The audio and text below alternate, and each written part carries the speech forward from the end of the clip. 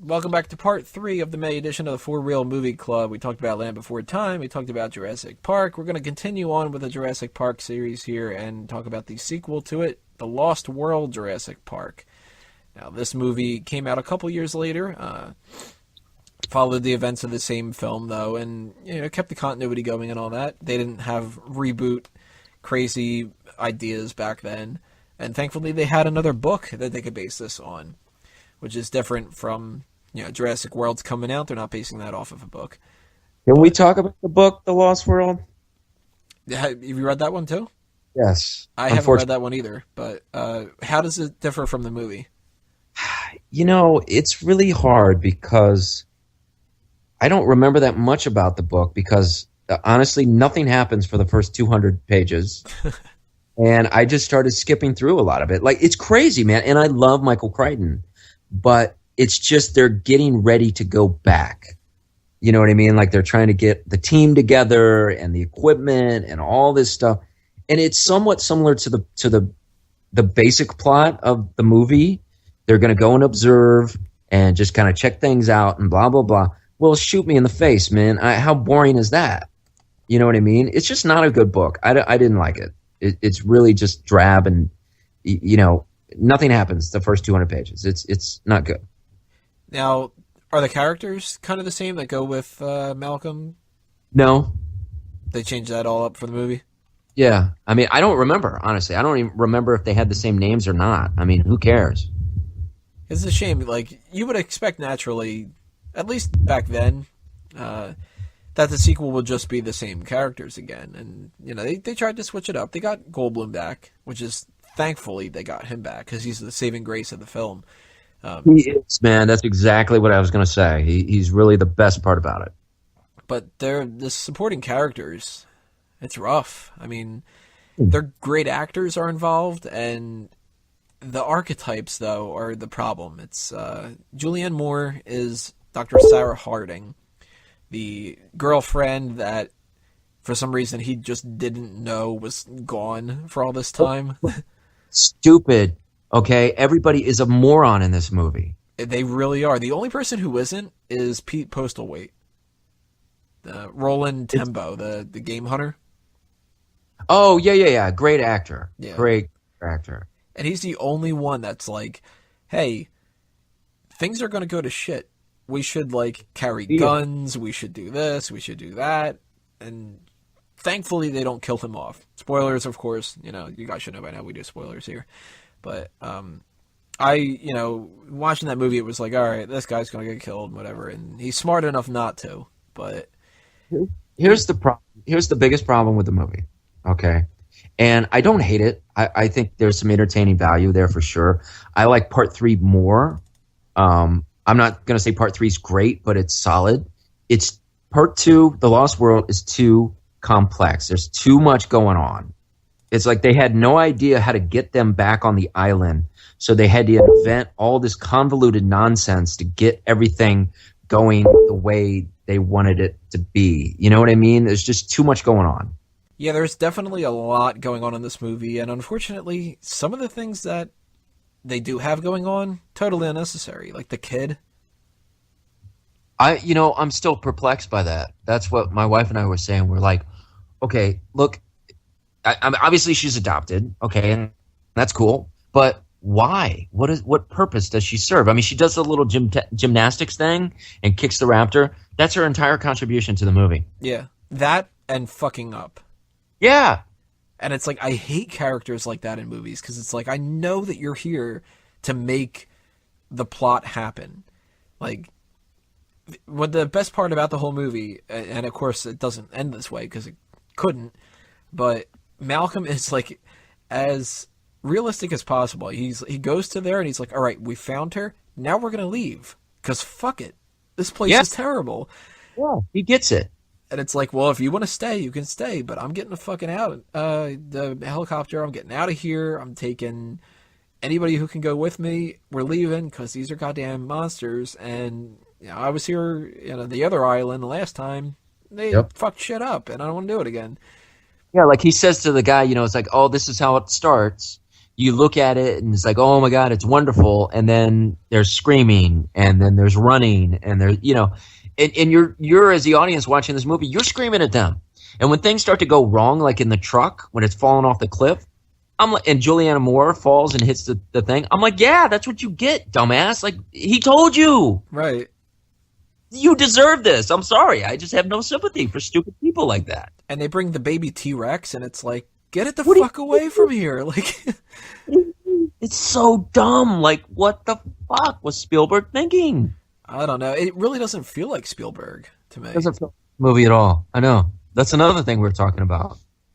Like, it just doesn't have the panache to it. It doesn't have the style. There's no, like, amazing shots of anything. You would think that, a T-Rex running around San Diego would be, like, mind-blowing, and instead it just looks, like, fake and kind of, lame. The whole movie is, like, at night. Yeah, it's true. A lot of it is.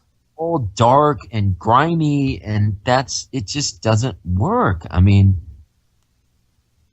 Even the music is, like, so much more generic. Yeah. There's no punch to it. Like, I don't know, I mean, like, the thing with the kid, it's like, okay, well, the kids in the first movie, kids in movies tend to be bothersome, but the kids in Jurassic Park 1, they're perfectly fine. The kid in this one, it's, well, you're not going to my gymnastics thing. Oh, boo-hoo, we're going to do this story again of the dad that's neglectful, and then the gymnastics thing. Yeah, she's the only person that kills a freaking dinosaur. Yeah. And it's like she's the only person that shouldn't be able to kill a dinosaur, if anybody's going to. Maybe the dinosaur expert, or maybe the hunter.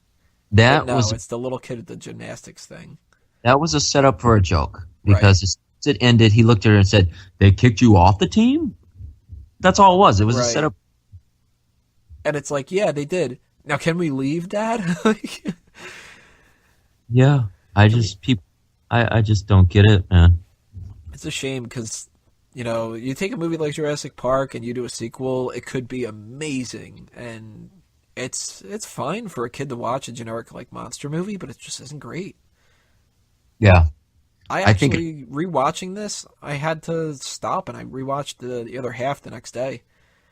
I'm like, that's pretty rough. So slow. It's slow and boring and it's uninspired. I think that would be the best way to describe it. That's a good word to describe it because it very much is like a cash grab. It's just flat. The whole thing is just flat and blah.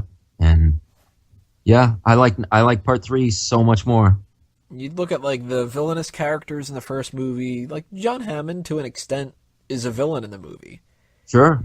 And in this movie they've got Arliss Howard and he's just like he might as well be having the handlebar mustache and guy with glasses, InGen executive. Yeah, where it's like, this suit costs more than your education and whatever. Okay, I get it. I'm supposed to think he's a douche.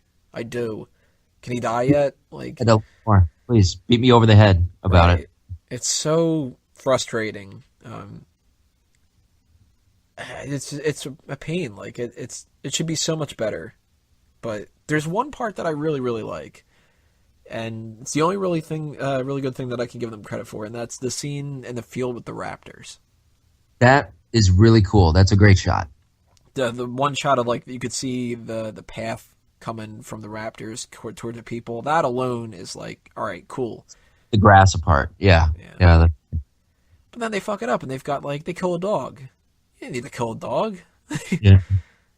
I do like T-Rex running around San Diego. I thought that's pretty cool. They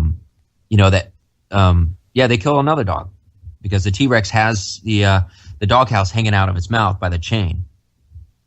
Yeah, and I never like it when they kill a dog in anything. Like they could have eaten the little girl, I would have been fine. Dog, Tony, come on, it's just a movie. I know, but it's like, it's the whole kick the dog moment thing. It's like, the dog should have ran away. Chain, dude, blame the owners. Yeah, they should have died because they chained up a dog in the backyard.